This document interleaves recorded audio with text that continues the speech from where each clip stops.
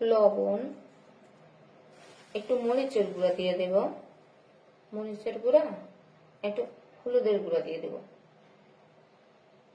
দিয়ে এটাকে একটু ভালো করে মাখিয়ে নেব। মাখিয়ে এটাকে আমি যদি 5 থেকে 10 মিনিট রেখে দিই তাহলে হচ্ছে এটার গায়ে লবণটা ঢুকে যায় ভিতরে, মাছের ভিতরে। ভালো করে একটু ভাজি করে নেব, ভাজি করে নিলে মাছটা হচ্ছে ভালো লাগে। মাছটা তখন ভাজি করছে, পেঁয়াজ রসুন বাটা দিয়ে দিলাম।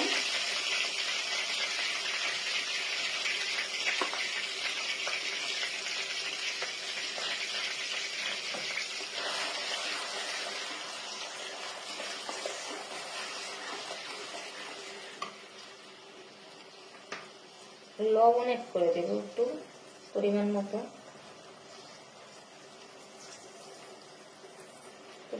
লবণ দিয়ে একটু হলুদের গুঁড়া দিয়ে দেব, পরিমাণ মতো হলুদের গুঁড়া অ্যাড করে দিলাম, মরিচের গুঁড়া অ্যাড করে দেব,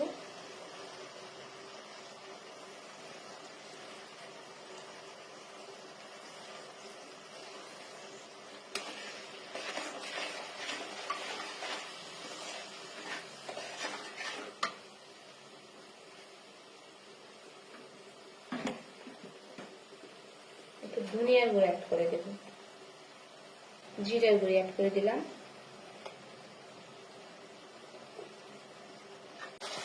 সুন্দর করে মশলাটা কষাই নেব। মশলাটা আমরা যত বেশি কষাবো তরকারিগুলো তত স্বাদ আসবে। ভালো করে কষিয়ে নেব। এখন হচ্ছে ভেজে রাখা মাছটা দিয়ে দেবো।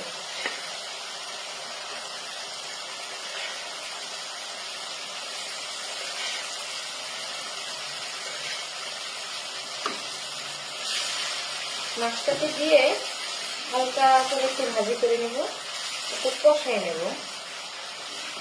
5 মিনিট কষাই নিয়ে তাহলে হচ্ছে মাছটা মশলাটা ঢুকবে, তখন কষাই নেব। মাছটা দিয়ে দিলাম, ঢাকনা দেওয়া থাক, কতক্ষণ কষু, 10 মিনিট।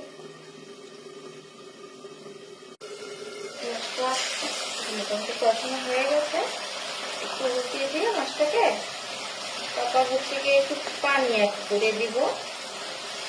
পানিটা অ্যাড করে দিলাম, পরিমাণ মতো পানি অ্যাড করে দিব। পরিমাণ মতো পানিটা অ্যাড করে দিয়ে তারপর হচ্ছে আমি একটু টমেটো দিব। টমেটো দিলে ভালোই লাগে আমার কাছে, এজন্য হচ্ছে একটু টমেটো দিয়ে দিব।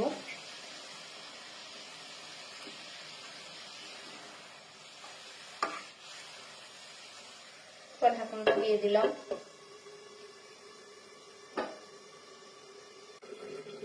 ঢাকনাটা রেডি হয়ে গেল, আমাদের মাছ ভুনা রেডি হয়ে গেছে। টমেটোটা একদম ইয়ে হয়ে গেছে, শক্ত, একটু শক্ত আছে, ভালোই লাগে। গলে যাওয়াটা আমার কাছে ভালো লাগে না, কিন্তু শক্তটা একটু ভালো লাগে। এরকম থাকলে আর কি রেডি হয়ে গেল মাছ ভুনা। ভিডিওটি যদি ভালো লাগে লাইক কমেন্ট শেয়ার দিয়ে পাশে থাকবেন। ধন্যবাদ।